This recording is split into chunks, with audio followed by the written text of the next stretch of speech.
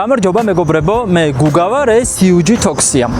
გიფიქრიათ, როგორ არჩევენ კომპანიები თქვენთან საუბრის ენას, ან როგორ მზადდება ის ვიდეოლოგები, რომელსაც თქვენ ასე ხშირად გადააწყდებით ხოლმე ყოველდღიურად სოციალურ ქსელებში. ხოდა დღეს ამის შესახებ უნდა მოგიყვეთ უფრო მეტი და გაგაცნოთ გოგონა, რა თქმა უნდა, საქართველოს უნივერსიტეტის კურსდამთავრებული, რომელიც სწორედ ამ საქმეს აკეთებს ყოველდღიურად. მაშასე, დღეს ჩვენთან ერთად იმყოფება სალომე. მოგისალმები სალომე კიდევ ერთხელ. სალომესგან შევიტყობთ, როგორ დაიწყო მისი ამბავი საქართველოს უნივერსიტეტში. გვიანბე უფრო მეტი, გითხარი, რატომ გადაწყვეტე თავის დროზე, რომ UG-ში ჩაგებარებინა და რაც მთავარია, რა პროფესიას დაეუფლე ჩვენს უნივერსიტეტში. თან ვიაროთ, ხო? ესე იგი, თავიდან გამარჯობა, სასიამოვნოა ძალიან. თავიდან სწავლობდი საერთოდ სხვა უნივერსიტეტში, სხვა ფაკულტეტზე, მაგრამ ერთ დღესაც მივხვდი, რომ უბრალოდ მინდოდა სტრატეგიული კომუნიკაციების მიმართულებით სწავლა, იმიტომ რომ სილაბუსი რომ დავათვალიერე და ვნახე, გავიცანი კარგად, ჩანდა ძალიან საინტერესო და ძალიან პერსპექტიულად საინტერესოდ მომეჩვენა ზოგადად ეს ფაკულტეტი და გადავწყვიტე რომ გადმოვსულიყავი და ვფიქრობ რომ ძალიან სწორი გადაწყვეტილება მივიღე. მიუხედავად იმისა, რომ ბევრი მეუბნებოდა რომ აი მითები არსებობდა. კი, რაღაც მითები არსებობდა, რომ ეგ პროფესია მალე ყველა მარკეტინგში იქნება და ასე შემდეგ, მაინც ჩემ თავს აუჯერე და გადმოვედი თქვენთან. აი, მაინც რამ მოგხიბლა ყველაზე მეტად, როდესაც გადაწყვეტა რომ UG-ში უნდა გადმოსულიყავი და ათვალიერებდი ამ პროგრამებს. აი, რა იყო ისეთი, რასაც შენი აზრით სხვაგან ვერ ისწავლედი? სილაბუსში მომეწონა რომ იყო ისეთი საგნები, რაც პრაქტიკაზე არის ორიენტირებული რა, ანუ რეალურად სწავლობ, ბრიფი როგორ იწერება, რაღაც გადაღებების პროცესები როგორ უნდა დაგეგმო სწორად, კონტენტი როგორ უნდა შექმნა, ბრენდინგი როგორ უნდა გააკეთო, ანუ ის, რასაც რეალურად კომპანიები ითხოვენ და არა მარტო კომპანიები, როდესაც შენს რაღაც ბიზნესი იწყებ, იქაც აუცილებლად გჭირდება ამ ყველაფრის ცოდნა და ხო, აი ერთ მაგალითს მოვყვები, ერთ-ერთი საგანი მქონდა ესეთი, სადაც ვსწავლობდით გადაღებების პრინციპს, მონტაჟი, თვითონ აი გადაღებების პროცესი როგორ უნდა წაგვეყვანა ზოგადად რა და მაშინ ვფიქრობდი რომ ეს რაში მჭირდებოდა, იმიტომ რომ მე არ ვაპირებდი გადაღებების მიმართულებით მუშაობას და ანუ ფიქრობდი რომ შტატივის გაშლის სწავლა არ დაგჭირდებოდა. არაფერში არ დამჭირდებოდა, მაგრამ დღეს ესეც მჭირდება. პროდაქშენის მიმართულებითაც ვმუშაობ და სულ ვიხსენებ ხოლმე რომ აი რა კარგია რომ შემიძლია მივეხმარო ოპერატორს ამ სეტის აწყობა დაშლაში თუნდაც. ვიცი რაღაც სწორი რაკურსი როგორ უნდა შეირჩეს, მონტაჟის პრინციპები და ასე შემდეგ და მოკლედ ძალიან ვწდებოდი ამ მიმართულებით. აი, იმდენი საინტერესო რამ ახსენე შენი დღევანდელი საქმიანობის შესახებ, რომ ალბათ ვერ ავუვლით ამ თემას გვერდს. მოდი გითხარი, გავშალოთ ეს საკითხი, რა საქმიანობ დღეს, სად ხარ დასაქმებული და ეს მთელი შენი ამბავი ერთი სამუშაო დღე რისგან შედგება? კი. მოკლედ მუშაობ მარკეტინგულ კომპანია Maverick-ში, რომელიც საკმაოდ ცნობილია ჩვენს ინდუსტრიაში, განსაკუთრებით კრეატიული მიმართულებით. ვარ პროექტ მენეჯერი და მაქვს ერთ-ერთი ძალიან მსხვილი საერთაშორისო პროექტი, რომელზეც რომ მოვყვე მართლა ძალიან შორს წავალთ. და ყველა მიმართულებით ვარ ჩართული, ეს არის კონტენტის მიმართულება, advertising-ის მიმართულება, production-ის მიმართულება, ზოგადად დამკვეთთან კომუნიკაცია და ასე ვთქვათ, სრული ციკლის მართვა, პროექტის სრული ციკლის მართვა არის ჩემ მხარეს და ნამდვილად არის ძალიან საინტერესო და ზუსტადაც მჭირდება ყველა მიმართულების ცოდნა და ვფიქრობ, რომ უნივერსიტეტმა ეს ყველაფერი მომცა და ისე აი კმაყოფილად და მშვიდად მივყვები ჩემს კარიერას. ხო, აი მითების შესახებ თუ ხსმენია, შენი პროფესიის შესახებ, აი რა მითები არსებობს ყველაზე ისეთი ხმაო, რაც ყველას ახსენება, როცა იგებენ რომ მარკეტინგის სპეციალისტია ადამიანი. მარკეტინგზე რატომღაც ყველას გონია, მე რაც გამიგია ყოველ შემთხვევაში, რომ არის ძალიან მარტივი სფერო, გონიათ რომ არის რაღაც ძალიან სახალისო და ისეთი აი ტელევიზორში რომ ხედავენ მარკეტინგის წარმომადგენლებს, რაღაც ლამაზად ჩაცმულებს, გონიათ რომ მხოლოდ ეს არის, რომ უბრალოდ გამოხვიდე და ისაუბრო და ამ დროს მოითხოვ ძალიან დიდ დისციპლინას, რაღაც დეტალებზე ორიენტირებულობას, ძალიან მნიშვნელოვანია ესეც და მოითხოვ ძალიან დიდ შრომას რა, ანუ იმაზე მეტად ორგანიზებული უნდა იყო, ვიდრე ეს ვინმეს წარმოუდგენია და შეიძლება რაღაც ესე გარედან ძალიან მარტივი ჩანს, მაგრამ იმის უკან არის უამრავი ადამიანის ძალიან დიდი შრომა. შენ პრინციპში აი ახალი თაობის მარკეტინგის სპეციალისტი ხარ მაინც. აი შენი დაკვირვებით აი ბოლო წლებში რა შეიცვალა ამ პროფესიაში, რაც შეიძლებოდა რომ ადრე არ ყოფილიყო, რადგან აი მაგათაც სოციალურ ქსელებზე ახლა ბევრი რამ არის, ხომ დამოკიდებული კომპანიის განვითარება, ზრდა, გაყიდვები, ძირითადად სოციალურ ქსელებით ხდება ეს. მე რასაც ვატყობ, კომპანიების და თვითონ მარკეტინგული სააგენტოებით გახდნენ უფრო თამამები. AI-ზე ძალიან ბევრ რაღაცას ვიტყვი კიდევ რომ აი ვიდეოების მიმართულებითაც ძალიან აქტიურად ვიყენებთ და უკვე ისე ვართ რომ აი თუ რაღაც როგორც კი მოკლედ იმის შესაძლებლობა გვეძლევა რომ AI გამოვიყენოთ, ეგრევე ვიყენებთ AI-ს, რა ეს შეიძლება იყოს მაგალითად ერთი ადამიანი საუბრობდეს ქართულად და ავალაპარაკოთ საერთოდ სხვა ენაზე და ამას ვიყენებთ ძალიან კარგად და გვიმარტივებს ძალიან პროცესებს და უკვე ცალკე გუნდიც კი გვყავს AI-ის მიმართულებით და უფრო თამამები გავხდით რა, ანუ თუ ადრე თქვათ რაღაცაზე თავს შეიკავებდნენ, აი იუმორის მიმართულებითაც მაგალითად, ეხლა უკვე ყველაფერზე მოდიან კომპანიებიც მათ შორის და ხო, აი ეს უნდა კითხო აუცილებლად, რა მოსწონს აუდიტორიას? ამას როგორ ახდენთ ამის გაგებას? აუდიტორიას მოსწონს სიმარტივე. ანუ რაც უფრო მარტივია ის საკომუნიკაციო ენა და მესიჯი, მით უფრო მეტი გაყიდვები აქვს, მით უფრო მეტი ჩართულობა აქვს და ცნობადობაც უფრო მეტად იზრდება და ჩვენ სულ ვცდილობთ რომ მარტივები ვიყოთ, მაგრამ ყველაზე ხშირად აი მარტივის მოფიქრება არის ხოლმე ყველაზე რთული და ყველაზე მეტ შრომასთან დაკავშირებული. სხვათა შორის აი ბევრი კონტენტ კრეატორისგან გამიგია ასეთი რამ და ალბათ არ ვიცი შენ სამეთანხმები, აი ნამუშევარი ვიდეო კონტენტი რომ ავიღოთ, რომელსაც უთმობენ ძალიან ბევრ დროს, რომ რაღაც შექმნა, რაღაც ორიგინალურად გააკეთონ მაქსიმალურად საკუთარი მესიჯებით, შეიძლება აი არ გავარდეს, მაგრამ აი რაღაც უფრო აი უხეშად არ მინდა გამომიდევს, მაგრამ აი ჭუჭყიანი ვიდეო უფრო გავარდეს. ეს არის სიმარტივე, როცა საუბრობ? ხო, ნუ სამწუხაროდ ეს TikTok-მა მოიტანა მაინც, რომ აი მართლა შეიძლება არანაირი შრომა არ იყოს ჩადებული იმ კონტენტში, მაგრამ მაინც გავარდეს ასე ვთქვათ და ანუ ეს 21 საუკუნის სცენი არის თუ ტენდენცია არ ვიცი როგორ ვუწოდო, მაგრამ ჩვენ მაინც ვდაებთ შრომას, ანუ მაინც ხო, აი მაგრამ აი სიმარტივე უკარგავს ხიბს შენ პროფესიას, როგორ ფიქრობ?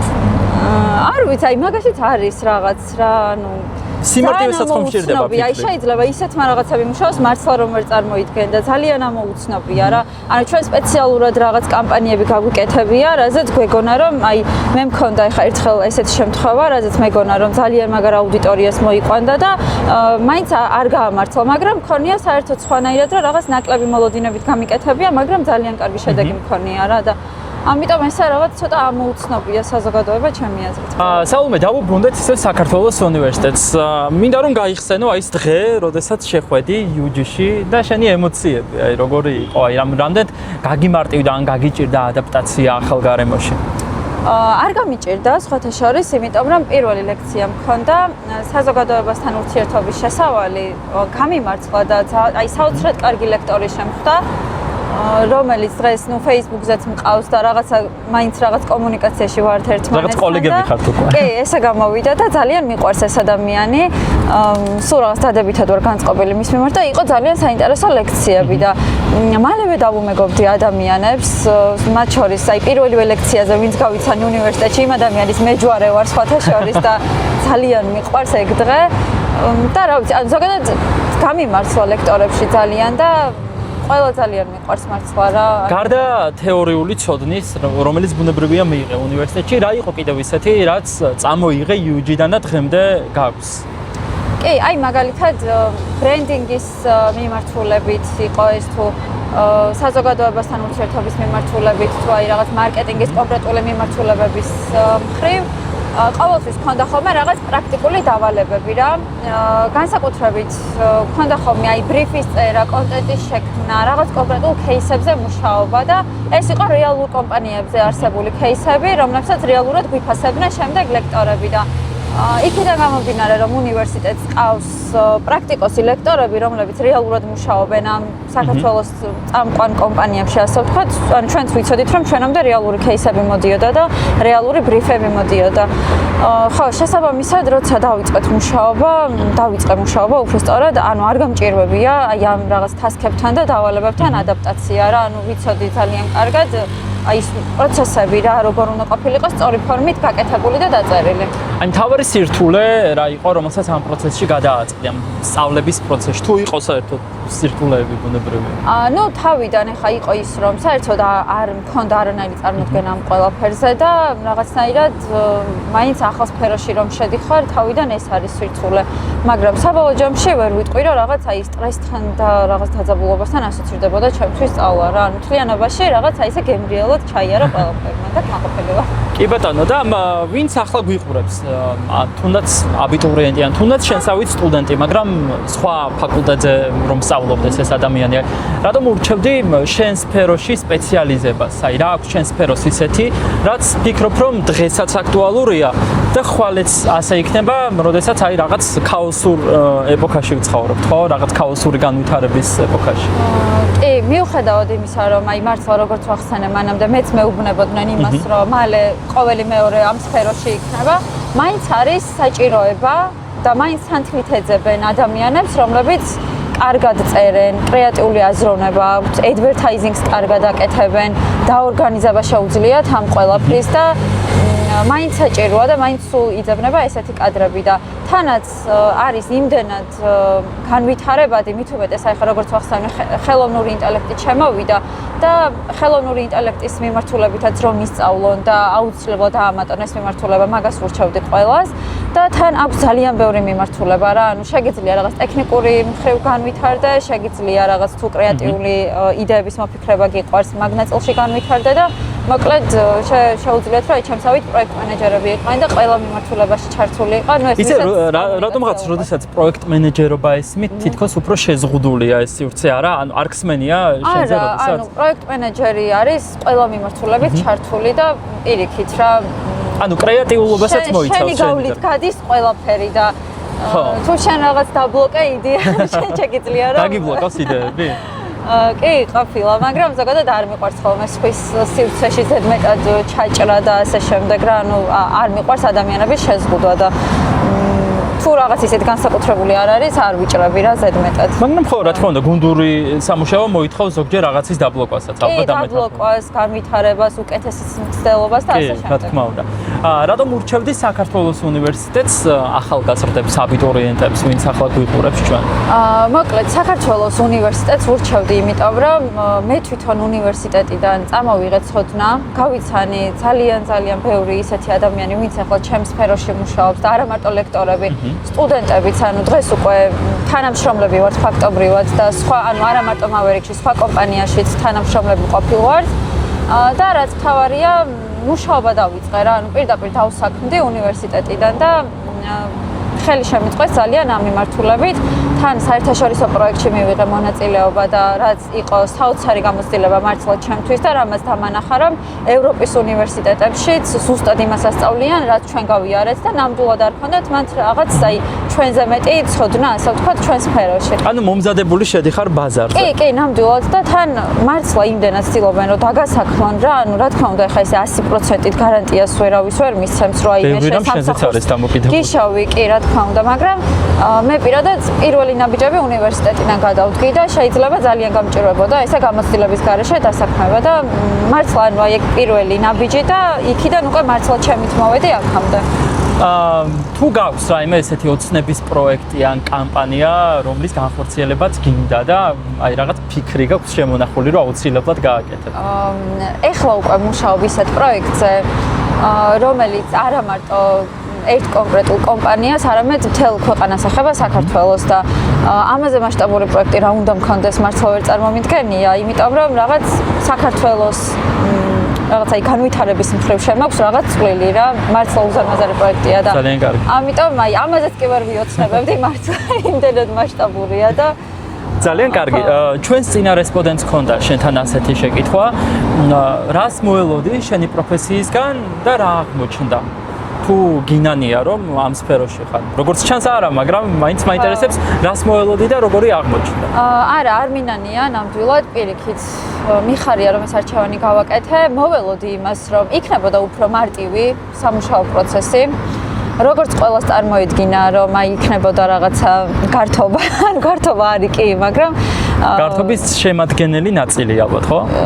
გართობაც არის კი შემადგენელი ნაწილი, მაგრამ უფრო დიდი შრომა არის. რა თქმა უნდა. არის ძალიან დიდი რაღაცა რიცხვებთან შეხება, ბიზნესის ანალიტიკასთან შეხება, როგორი გაყიდვები გაქვს და ასე შემდეგ და ანუ იმდენად ფერადი არ არის ეს როგორც ერთი შეხედვით ჩანს, იმიტომ რომ საბოლოო ჯამში ყველაფერი მაინც გაყიდვებამდე მიდის და მაინც ანალიტიკამდე მიდის და ამიტომაც ანუ შენმა პროფესია მოლოდინები გაამართლა?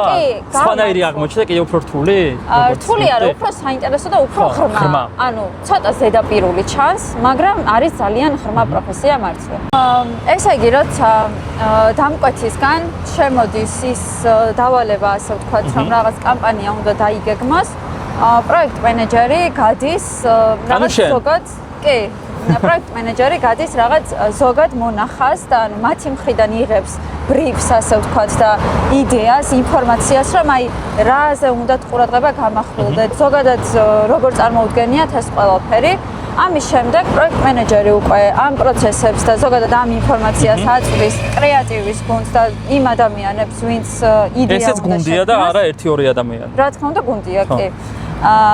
აწვდის კრეატივის გუნდს და შემდეგ უკვე იწერება რაღაც მონახაზი, სცენარი საკმაოდ დეტალური რა. გააჩნია აქაც დავამატებ კამპანიის მასშტაბურობას, იმიტომ რომ შეიძლება ჯერ რაღაც უბრალოდ იდეის შეთანხმება იყოს საჭირო და შემდეგ დაიწეროს დეტალური სცენარი.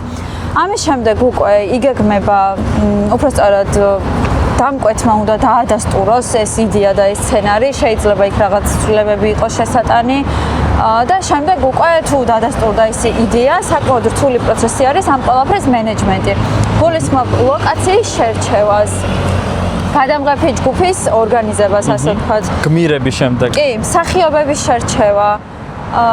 საერთოდ იქ საჭირო არის ადამიანები, ვინც ამ სეტის აწყობა დაშლაში მოგეხმარებიან, გადაგატანინებენ. ერთი გადაღება შეიძლება რამდენიმე დღე გაგრძელდეს. კი, რა თქმა უნდა, რამდენიმე დღეც გრძელდება. სხვადასხვა ადამიანებთან, რაღაც სიტუაციებთან გვიწევს ნებართვების აღება რა შეიძლება სადღაც მარკეტში დაგვჭირდეს გადაღება რაღაც კადრების და ჩვენ შეიძლება რამდენიმე დღე დავხარჯოთ იმაში რომ ნებართვა ავიღოთ რომ აი ამ მარკეტში გადავიღოთ და ანუ აი ესეთ აი სულ არის რაღაც მოლაპარაკებების პროცესი რა და ჩვენ ახლა საუბრობთ დაახლოებით ალბათ 1 წუთიან ვიდეოზე რომელიც ჩვენ შეიძლება შემთხვევით შეგხვდეს ყურადღება არც მივაქციოთ და გავსკროლოთ კი ზუსტად და შემდეგ გადაღების პროცესი არის ძალიან მნიშვნელოვანი იმიტომ რომ ამინდი შეიძლება ამინდი იყოს ცუდი და უბრალოდ ამის გამო ჩაიშალოს გადაღება შეიძლება არ ვიცი აი რაღაც ისეთი გაუთვალისწინებელი შემთხვევა მოხდეს გადაღების შემდეგ უკვე მონტაჟს აქვს ძალიან დიდი მნიშვნელობა და ცალკე მუშაობენ მემონტაჟეები, ცალკე motion დიზაინერები და ასე შემდეგ და ანუ საკმაოდ ისეთი პროცესია რა აი სჭირდება საათივით აწყობა ამ ყველაფერს მაგრამ ყოველთვის ყველაფერი შენზე მაინც ვერ არის დამოკიდებული იმიტომ რომ როგორც თქვი აი ამინდის გამოც კი ჩამშლია გადაღება რა სამწუხაროდ. და სალომე ბოლოს, რადგან ჩვენ უკვე დაგისვით ჩვენ წინა რესპონდენტის კითხვა, მაინტერესებს რას კითხავდი ჩვენს შემდეგ რესპონდენტს, ადამიანს, რომელიც ჩვენსავე წარმატებული კურსდამთავრებული იქნება. როგორ აპირებს კარიერის გაგრძელებას? რამდენი წელიწადში შენი აზრით? აი ეს 5 წელიწადში დაახლოებით, არა 5 კიდე ბევრია, ჩვენ თაობას უფრო ხშირი ცვლილებები უყვარს და აი 2-3 წელიწადში როგორ ფიქრობს რომ მისი კარიერა გაგრძელდება ძალიან მაინტერესებს. ძალიან დიდი მადლობა. და წარმატებებს გისურვებ. და ბოლოს ტრადიციულად შეგახსენებთ რომ საქართველოს უნივერსიტეტში მოქმედებს კარიერული განვითარების და დასაქმების სამსახური. თუ ხართ ჩვენი სტუდენტი და გსურთ ინფორმაციის მიღება მიმდინარე ვაკანსიების შესახებ, მაშინ თქვენ 108 ოთახში გელოდებიან.